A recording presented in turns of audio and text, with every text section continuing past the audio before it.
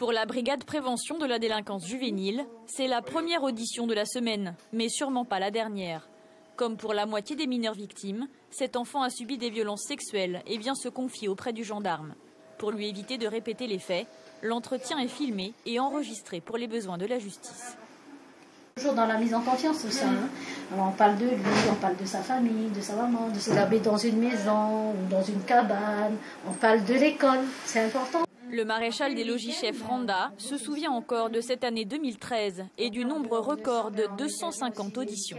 On a peut-être plus de 250 qui subissent actuellement des violences sexuelles, voire des maltraitances, qui ont peur, qui ont honte, parce que ça fait peur et ça fait honte, surtout quand ça se passe dans le milieu, dans le cercle familial, qui n'osent pas parler, tout simplement.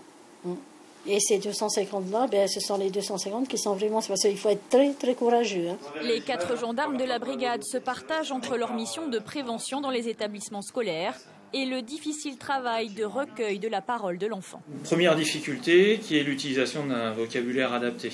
En fonction de l'âge, on doit vraiment utiliser un vocabulaire qu'ils vont comprendre.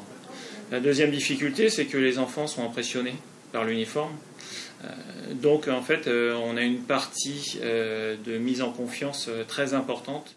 À La Page, l'association soutient les victimes. L'année dernière, elle a accompagné 227 mineurs. En Polynésie, le suivi psychologique est rare et sporadique, notamment à cause de l'éclatement géographique. Le soutien familial devient donc d'autant plus important.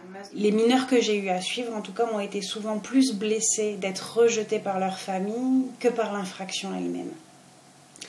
Blessés que de ne pas avoir été crus, blessés que le reste de la famille prenne parti pour l'auteur plutôt que pour elle.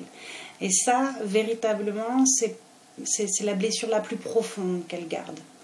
La brigade prévention de la délinquance juvénile réalise ainsi en moyenne 3 auditions de mineurs chaque semaine et de la prévention en milieu scolaire tous les jours.